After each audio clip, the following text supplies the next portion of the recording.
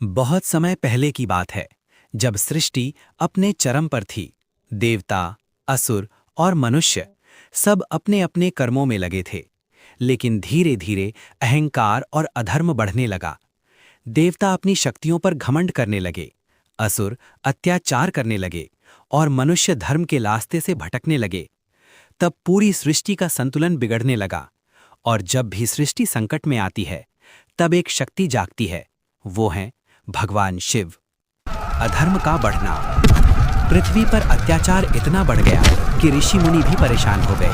उन्होंने यज्ञ किए, तपस्या की, लेकिन कोई समाधान नहीं मिला। तब सभी देवता एक साथ ब्रह्मा जी के पास गए। ब्रह्मा जी ने कहा, अब समय आ गया है कि महादेव को जगाया जाए। कैलाश पर्वत।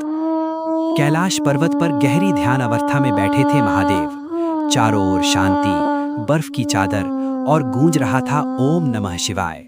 देवता वहां पहुंचे। उन्होंने विनती की, हे महादेव, सृष्टि संकट में है, अधर्म बढ़ चुका है, कृपया कुछ कीजिए। महादेव ने धीरे धीरे अपनी आंखें खोलीं। उनकी आंखों में करुणा भी थी और एक भयंकर चेतावनी भी। चेतावनी। महादेव ने कहा, यदि संतुलन बिगड़ता है तो उसे ठीक करना मेरा कर्तव्य है, लेकिन यदि अधर्म हद पार कर दे तो विनाश निश्चित है।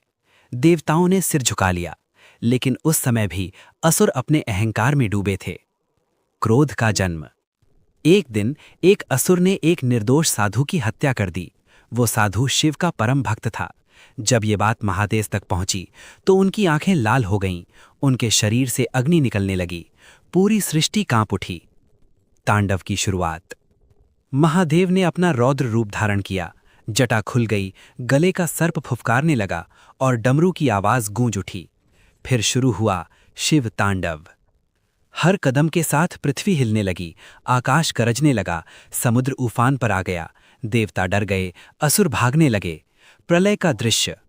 महादेव का क्रोध इतना भयंकर था कि पहाड़ टूटने लगे, नदियां सूखने लगीं, आकाश में बिजली लगातार गिरने लगी। ऐसा लग रहा था जैसे पूरी सृष्टि समाप्त होने वाली है। देवताओं की प्रार्थना। देवता घबरा गए। वे तुरंत माता पार्वती के पास गए। उन्होंने कहा, माता, यदि महादेव को नहीं रोका गया तो सृष्टि समाप्त हो जाएगी। पार्वती का हस्तक्षेप। माता पार्वती महादेव के सामने प्रकट हुईं। उन्होंने शांत स्वर में कहा, प्रभु, आपका क्रोध उचित है, लेकिन इस सृष्टि में अभी भी भक्ति और प्रेम बाकी है। महादेव का तांडव धीरे धीरे शांत होने लगा। शांति की वापसी। महादेव ने अपनी आंखें बंद कीं और धीरे धीरे उनका क्रोध शांत हो गया। सृष्टि फिर से सामान्य होने लगी। देवताओं ने राहत की सांस ली। संदेश। महादेव ने कहा, जब तक धर्म रहेगा मैं शांत रहूंगा, लेकिन जब अधर्म सीमा पार करेगा तो मेरा रौद्र रूप फिर जागेगा। महादेव केवल विनाश नहीं करते, वे संतुलन बनाते हैं और हमें ये सिखाते हैं कि अहंकार का अंत निश्चित है।